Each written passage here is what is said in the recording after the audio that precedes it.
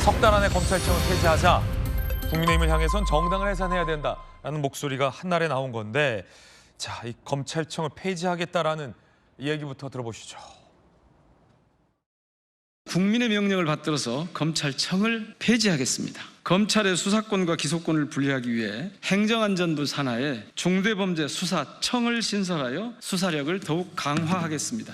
그리고 법무부 산하에는 공소청을 신설해 대한민국에서 더는 표적수사, 하명수사, 정치적 수사라는 단어가 쓰이지 않도록 하겠습니다. 국민의 명령에 따라 오랜 시간 이어진 검찰개혁의 대장정을 마무리하고자 합니다. 새로운 길을 열어가겠습니다. 검찰개혁 반드시 완수하겠습니다.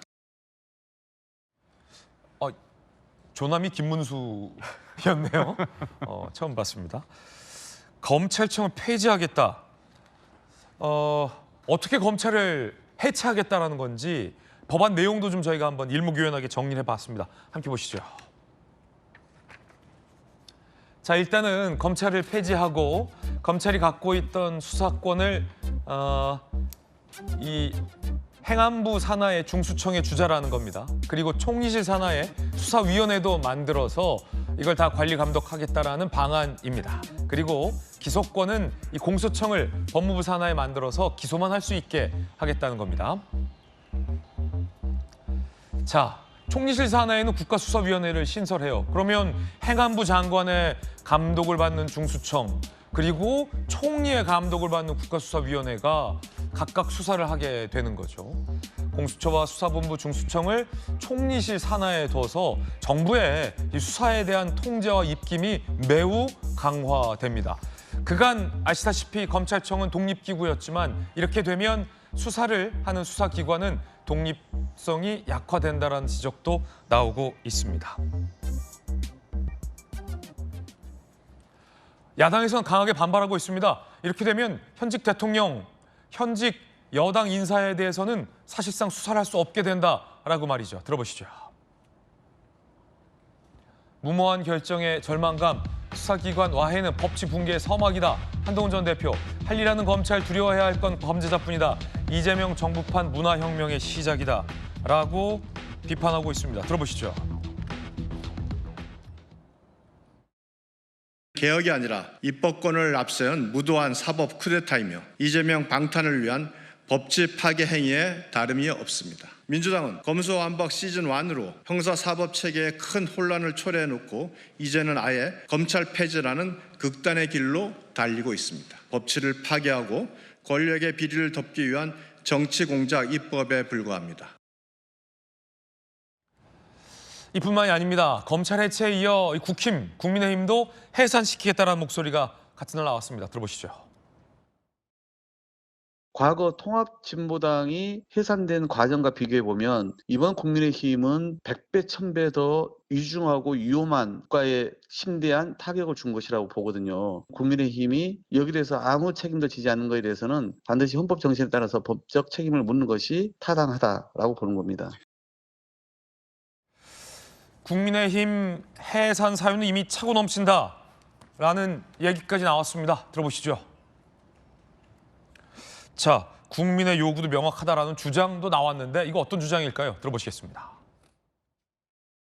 국민의 의원 다수는 윤석열 탄핵 반대 당론의 무효화조차 거부하며 내란 수계를 감싸고 있습니다. 내란 수계 윤석열의 정당인 국민의힘의 정당 해산 사유는 이미 차고 넘치며 국민의 요구 또한 명확합니다. 그 결과가 바로 내란 정당 국민의힘 해산 청구 1천만 서명 운동 시작 단 5일 만에 10만 명 서명을 돌파한 결과로 나타나고 있는 것입니다. 민주당은 내란 정당 국민의힘을 해산하라는 국민의 명령을 따르고 정당법 개정안에도 속도를 낼 것입니다. 당론은 아닙니다. 당론은 아닙니다. 일부 의원들의 발의 내용과 기자회견 내용입니다. 자, 마침 제 오른편에 두 분이 앉아 계신데 해체하겠다는 검찰 출신 한 분과 해산하겠다는 국민의힘 소속 한 분이 앉아 계신데 어떻게 들으셨습니까? 김기용 전 대변인. 저 어떻게 되는 거죠? 해산되면. 아무래도 이게 그 정당법 개정안을 내지 않았습니까? 박홍근 전 원내대표입니다. 다른 뭐 초선 의원도 아니고요. 원내대표까지 하신 분이 개헌과 탄핵 국면에서 올 2월과 3월 정도에 제가 내신 거로 알고 있습니다. 아무래도 현행법으로는 해산이 안 되기 때문에 법을 개정해서 해산한다는 겁니다. 완곡한 표현이죠. 해산. 어떻게 보면 없애버린다는 겁니다. 의회 정치라는 건 뭡니까? 법에 더해서 대화와 타협으로 이루어지는 만큼 어느 정도의 여백이 필요합니다. 근데 법에 더해서 수적 다수에 의해서 지나치게 의존하다 보면 정치란 곳이 설 자리가 없습니다. 고갈되는 거죠.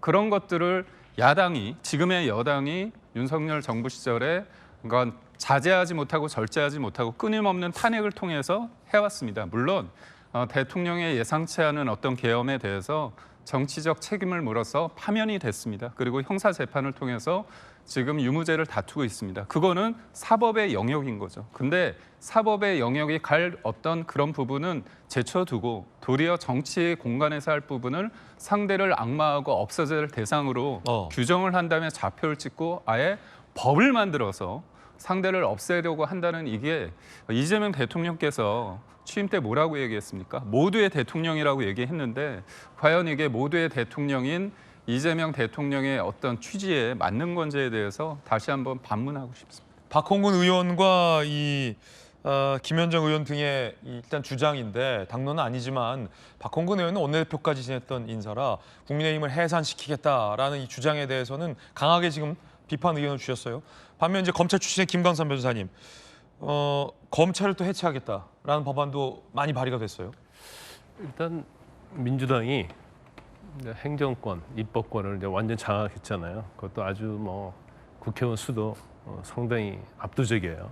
그래서 지금 너무 힘자랑을 하고 있다. 저는 그렇게 봐요.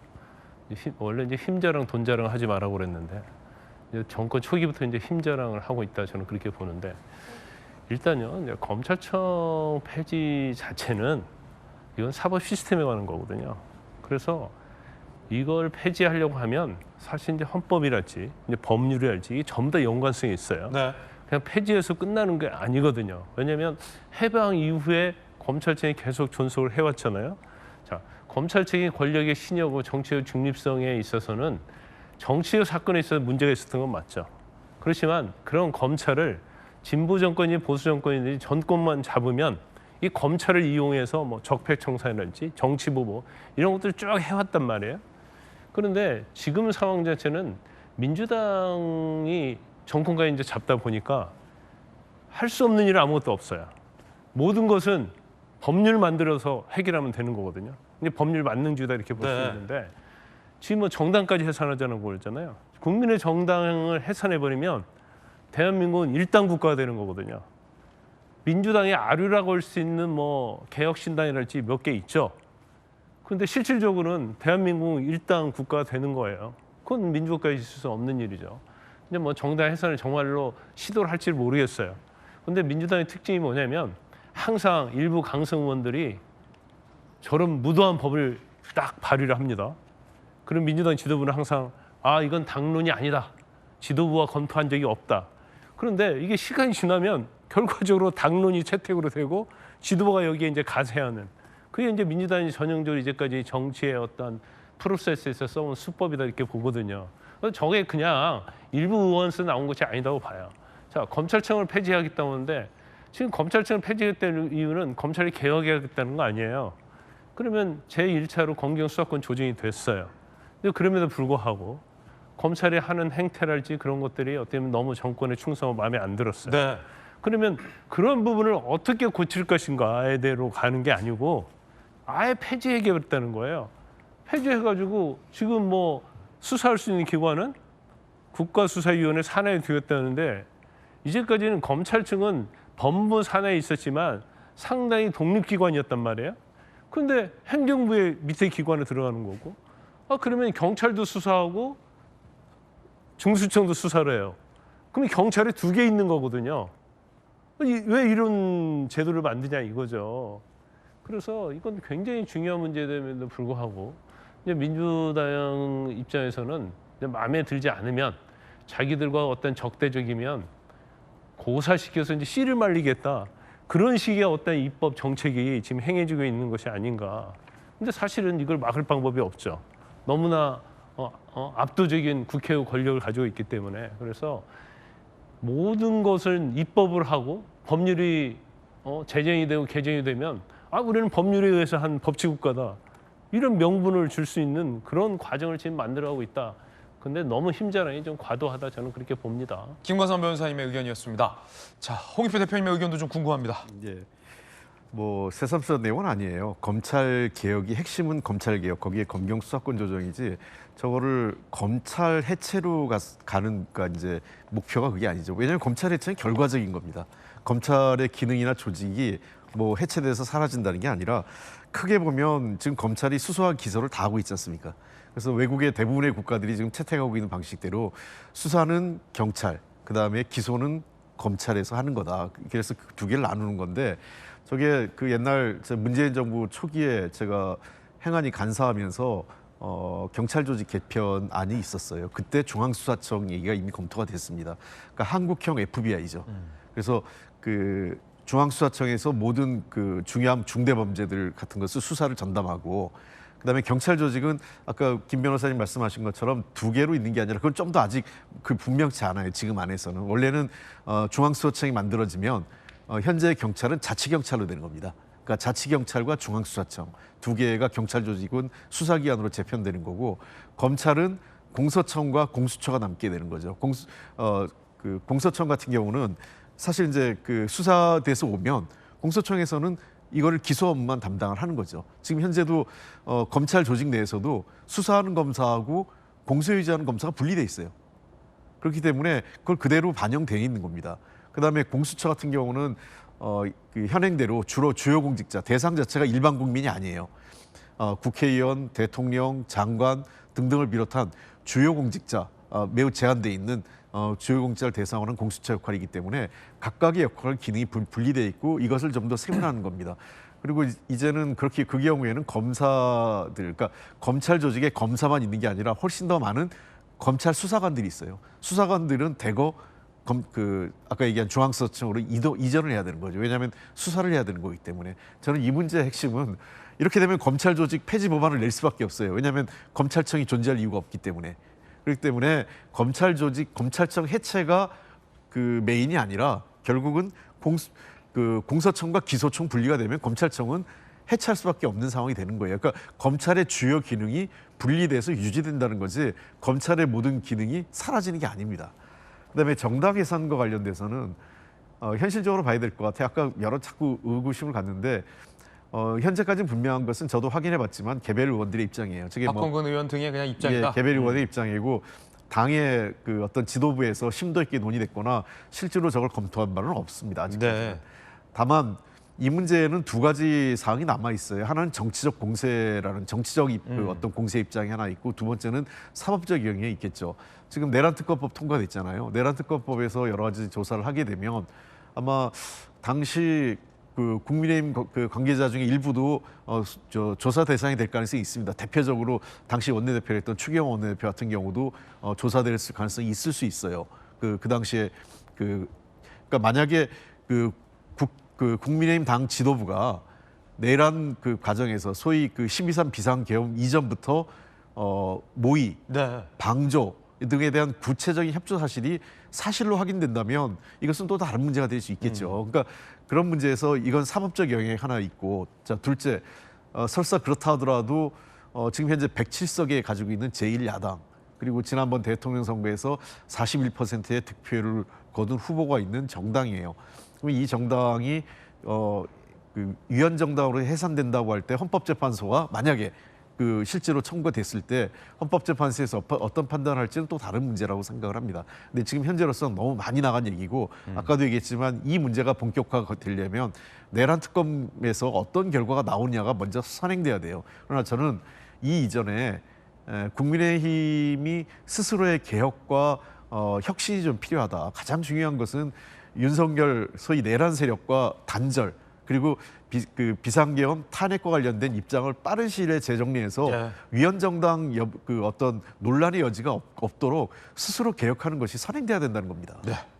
자, 검찰 해체 법안은 검찰 개혁의 일환이고 정당 해산 같은 경우는 현실성이 없는 내용이다라는 의견 주셨어요. 현재로서는 그렇습니다. 네. 그 국민들에게 비춰지는 어떤 메시지도 굉장히 중요할 것 같은데 정책위 부의장님, 예. 그 지금 이재명 대통령이 당선된 초기에 예. 검찰도 없애고 야당도 없애겠다라는 얘기가 같은 날에 동시에 나왔는데 혹시 뭐 더 없앨 거 있습니까? 미리 말해주면 저희죠. 검찰 야당 말고 또 뭐 없애야 될 게 혹시? 뭐 가짜 뉴스도 없애야 되고요. 없앨 거 네. 많죠. 근데 네. 근데 공교롭게 이 검찰청을 사실상 해체하는 것과 지금 야당 정당 해산법 이렇게 동시에 나왔는데, 근데 저는 그런 건 있습니다. 이 검찰의 국민들께서 어떻게 느끼시는가, 그리고 국민들께서 얼마나 이 정책 추진에 대한 신뢰를 보내주시는가가 매우 중요하잖아요. 근데 이 검찰이 무도한 권력을 휘두르고 있다, 뭔가 검찰이 너무 많은 권한을 갖고 있다는 거에 많은 분들이 동의할 것 같아요. 근데 그걸 어떻게 개혁할 것인가, 어떻게 개선할 것인가가 중수청, 공수청으로 분리했을 때 어떻게 된다는 거에 대한 청사진이나 이런 것들이 국민들이 체감하시기엔 아직도 좀 부족한 감이 있을 수 있다. 충분한 설명이 필요하다는 느낌이 듭니다. 왜냐하면은 일단 그 이번에 공수처가 이 대통령을 수사하고 뭔가 이런 것 과정들을 보면서 사실 공수처에 대한 비판이 많았거든요. 그러니까 민주당이 추진했던 이 공수처와 이 검수완박에 그렇죠. 대한 국민들의 약간 그 부적절한 이건 너무 완벽하지 못한 정책 아니었어라는 의구심 갖고 계실 거라 생각해요. 네. 그렇기 때문에 그 1차 검찰 개혁에 대한 처절한 반성, 냉정한 판단, 이거 일단 선행되어야 된다고 생각합니다. 우리가 공수처를 만들어보고 검수완박을 해봤는데 이러이러한 부분들이 부족했고 이러한 부분들이 예상치 못한 결과로 이어졌습니다. 국민들께 설명을 드리는 과정이 좀 필요하다고 생각해요. 그러면 얘네들이 검수완박 첫 번째 시즌 때 뭔가 검찰 개혁을 시도했던 것들에 대해서 이렇게 반성을 하고 시즌 2로 가고 있구나라는 걸 그걸 느끼실 거라 보거든요. 근데 시즌 1에 대한 반성 없이 너무 시즌 2를 밀어붙일 경우 신뢰가 떨어질 수도 있다라는 생각이 있어서 저는 그 부분을 좀 말씀을 드리고 싶고, 네. 정당 해산도 마찬가지입니다. 저는 박홍근 의원이나 이런 분들이 그 법안 발의를 한 거는 일부 국민들께서는 어떻게 이렇게 내란까지 했던 정당이 어떻게 아직도 저러고 있느냐, 해산해야 되는 것 아니라 목소리를 내고 계시니까 국회의원은 그런 민의를 반영하는, 그걸 입법으로 하는 분들이니까 그걸 반영한 거라고 보고요. 근데 저는 정당 해산과 관련돼서 일단 입법적으로 봐도 법이 너무 완결성이 떨어져요. 법이 완결성이 떨어진다. 왜냐하면 당원인 대통령이 내란 행위를 했을 경우로 돼 있잖아요. 그럼 탈당하고 내란하면 괜찮은 겁니까? 그렇게 됐을 경우 만약에 그럼 대통령이 당선됐을 때의 정당이다? 그러면은 당적을 변경하면 어떻게 되는 거죠? 그러니까 이게 법의 완결성도 많이 떨어진다는 생각이 들고, 그리고 전 정당 해산에 대한 권한은 저는 어떤 특정 기구나 누구에게 줘서는 안 된다고 생각합니다. 그래서 저는 사실 2013년 통합진보당 같은 정당도 이렇게 헌법재판소에서 해산하는 것보다는 사실상 주권자들의 심판에 의해서 사실상 해체 수술을 받는 것이 맞다고 생각하거든요. 그러니까 그게 뭐냐면 독일 같은 경우가 저는 좀 참고할 사례라고 보는데, 독일은 히틀러와 나치라는 아픈 과거가 있잖아요. 그래서 독일의 모든 제도들은 그런 과거를 반복하지 않기 위한 것에 포커싱이 되어 있습니다. 국가 그 형태도 연방국가로 바꾸고 선거제도도 바꾸고 정당법도 바꾸고 모든 국가 시스템을 다시는 히틀러, 다시는 나치가 등장하지 않도록 만들어놨거든요. 그렇기 때문에 그 이후에 나치와 같은 민족주의를 내세우는 정당이 만들어졌을 때 다 해산시켰어요. 정당 해산을 시켰는데, 근데 2017년에 가장 최근에 했던 그 네오나치당, 역시나 그 과거 나치처럼 민족주의를 내세우는 정당에 대해서 헌법재판소가 위헌 판결을 내리지 않았어요. 기각을 했습니다. 왜냐하면 어차피 주권자들이 이들을 선택하지 않을 것이다. 어차피 큰 위협이 되지 않는다. 저런 주장을 할 수는 있는 자유는 보장되어야 된다. 그렇기 때문에 해산하지 않는다라고 기각 판결을 내렸거든요. 전 역시 국민의힘도 마찬가지라고 생각합니다. 이렇게 자중질환을 겪고 본인들이 반성하지 않고 윤석열 전 대통령과 절연하지 못한다면 주권자들이 알아서 해산을 해줄 거라고 생각합니다. 거기에 맡기는 것이 맞지, 뭔가 그런 특정 행위를 했다고 해서 제도를 통해서 뭔가 해산을 시킨다? 좀 그렇게 될 경우 국민의힘 안 그래도 지금 알아서 지금 망하는 길로 가고 있다고 저는 보거든요. 저 지금 사분오열, 자중질환, 자기들끼리 뭔가 해결하지도 못하고 자기들끼리 아직도 싸우고 있잖아요. 이런 모습 속에서 뭔가 굳이 우리가 해산을 하려는 법을 만든다라는 느낌을 줬을 경우 국민들이 느끼시기에 어차피 뭔가 탄압에 의해서, 압박에 의해서 국민의힘이 뭔가 사라져간다라고 느끼실 수 있기 때문에 저는 그냥 국민의힘은 지금 내버려둬도 된다고 생각합니다. 네. 그런 차원에서 정당 해산법과 관련된 정당정지법 개정안은 전 개인적으로는 좀 더 검토가 신중하게 이루어져야 된다고 생각합니다. 성춘 부의장님의 의견 전해드렸습니다. 그 가운데 이 검찰 해체 등의 이를 수행해야 할 민정수석 후보자의 여러 비위 의혹이 논란입니다. 오강수 후보자인데 부동산 차명 관리 의혹에 이어 차명 대출 알선 의혹이 추가됐습니다. 뭐 이렇게 차명이 많습니까? 오강수 수석 후보자. 대출 채무자 명의를 빌려달라라고 대학 동문회에게 부탁을 한 걸로 의혹이 제기됐어요. 확인서, 대출금 전액을 본인이 사용했고 금원 일체를 반환하겠다라는 확인서도 써줬다라는 의혹이 제기됐습니다. 차명으로 돈을 빌려서 15억 원을 대출받아 부동산 담보대출을 빌렸다는 겁니다. 모 저축은행으로부터 말이죠.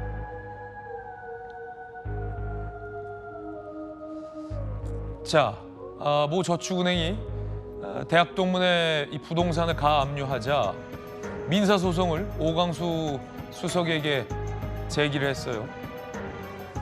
그리고 5천만 원을 상환해 줬다고도 합니다. 그 가운데 실제 돈 빌린 사람은 나다라며 모 저축은행 사주가 일부를 또 갚아주는 희한한 일들이 벌어졌습니다. 오광수 민정수석이죠. 임명이 됐으니까 수석이죠. 후보자가 아니라 수석인데 정치권에서는 낙마 가능성도 조심스럽게 얘기되고 있습니다. 차명으로 돈을 빌려서 소송까지 휩싸인 겁니다. 이거 불법입니다. 자, 조금 더 자세히 볼까요? 오광수 수석이 중간 고리를 했다라는 의혹도 제기됐습니다. 오광수는 B씨로부터 금전대여 부탁을 받고 A씨에게 대출 명의 대여를 부탁한 거다라는 당시 법원의 얘기도 있었다는 거예요.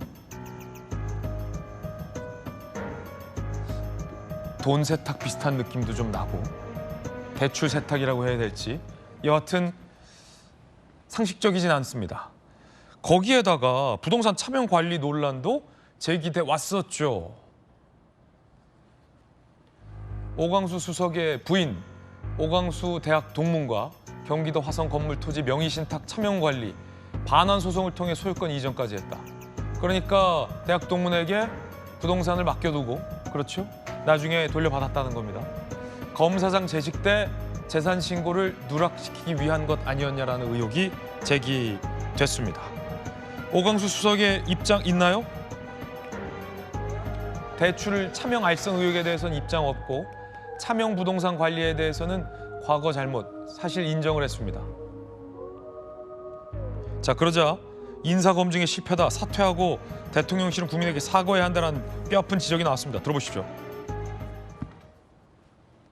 화성시 동탄면 부동산을 차명 보유하면서 공직자 재산 신고에 누락해오다가 검사 퇴직 후 소송을 통해 되찾은 사실이 드러났습니다. 명백한 부동산 실명법 공직자 윤리법 위반입니다. 인사검증 실패에 대한 자인이며 국민 앞에 부끄러운 일입니다. 오 수석은 즉각 사퇴하고 대통령실은 이 사태에 대해 국민 앞에 사과해야 할 것입니다. 검사 현직 때 이런 거 수사 전문으로 했었던 김광선 변호사님. 아니 이 사실은 아까 봤던 뭐 검찰 해산, 검찰 개혁 그거를 총괄해야 진두지휘해야 할 민정수석인데 일단 차명 의혹부터 해명해야 될 것 같아요. 뭐 이렇게 차명이 많습니까? 부동산을 그러니까 대학 동기에게 맡겨두고 재산 신고 때 안 한 거죠. 그러다 나중에 돌려받은 것 같고 차명 알선 대출은 이것도 뭡니까? 저축은행 사주가 돈을 빌려야 되는데 중간에 오광수 수석은 왜 나선 겁니까?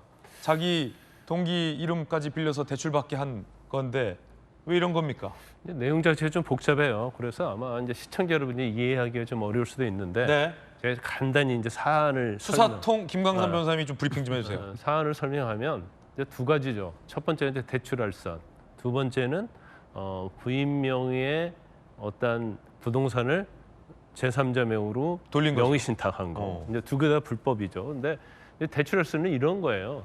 아마 이 오광수 민정수석이 중앙지검 이제 특수부장 할 때 네.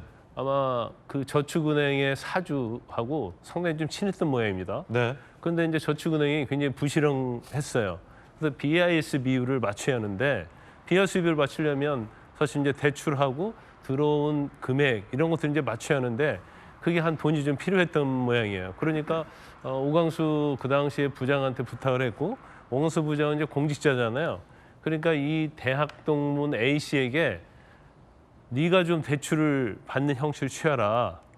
그 대신 안 되면 내가 다 갚아주겠다고 이제 사실확인서를 써주는 거예요. 네. 근데 사실확인서 안 되면이 아니고 내가 빌린 것으로 하고 내가 갚겠다. 왜냐하면 사주가 빌린 걸로 하면 BICB를 조작한 것이 돼버리거든요. 아 근데 오수석이 빌린 것도 아니잖아요, 결과적으로. 원칙적으로 그렇죠. 예, 그러니까 자기가 돈이 필요해서 동기 명의로 대출 받게 하는 것도 불법인데 한 단계 더 간 거잖아요. 그렇죠.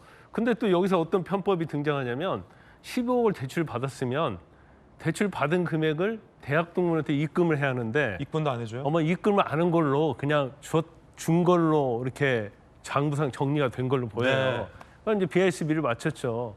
근데 결과적으로 그 사주가 실질적으로 돈을 빌린 거고 오광수 그 당시에 부장은 알선을 해준 거죠. 그러니까 어떻게 보면 BICB를 맞추는 거에 있어서 공모관계가 될 수 있는 그런 경우가 될 수 있어요. 그런데 결과적으로 이제 은행에서는 10억을 안 갚으니까 실질적으로 10억이었던 걸로 보여요. 돈 갚으라고 할 거 아니에요. 압류 들어오고 그럴 거 아니에요. 네. 그런데 그 사주가 이제 8억은 갚아줬어요. 2억을 안 갚아준 거죠. 그러니까 이 사람이 소송을 제기했는데 어떤 소송을 제기했냐면 8억을 그 사주가 갚아줬는데 자기가 갚은 거 똑같으니까 10억을 내놓으라고 한 거예요. 그러니까 법원에서는 책임지고 오광수가 갚기로 했기 때문에 8억은 갚게 2억만 오광수가 갚아라. 그렇죠. 이런 이제 판결이 난 거죠. 근데 판결문이 있고 본인이 써준 사실 확인서가 있기 때문에 명백하군요. 이번 알선 수재와 관련할지 BRC 비율 조작과 관련된 부분은 인정될 가능성이 크다는 거고요. 범죄입니까? 그렇죠. 범죄죠. 이제 시효 문제가 좀 있긴 하지만 네. 그런데 명의신탁 문제도 사실은 부인 명으로 부동산을 가지고 있어야 하잖아요. 화성 동탄. 근데 가지고 있던 것을 매매를 가정해서 아까 그 대학 동문에게 판 것처럼 한단 말이에요. 네.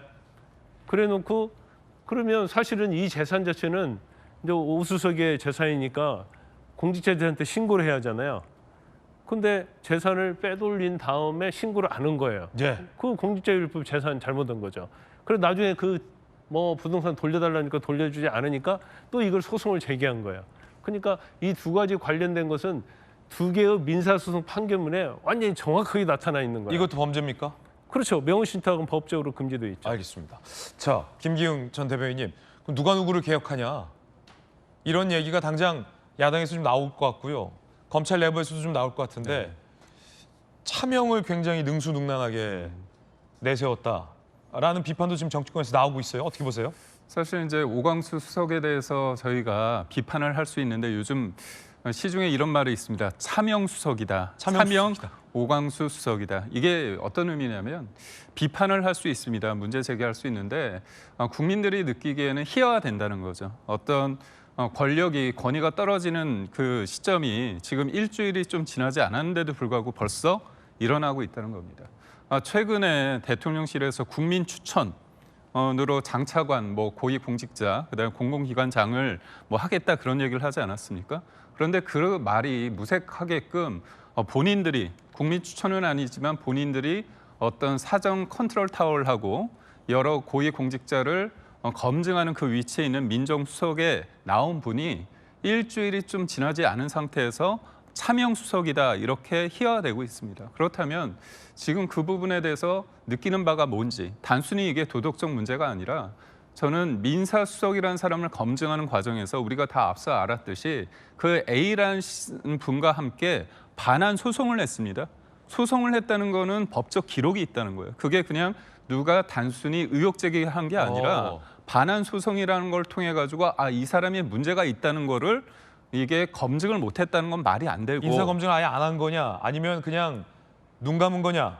그리고 심지어 뭐 이 문제가 딱 불거졌을 때 대통령실에서 언론 보고 알았다고 얘기를 했거든요. 예.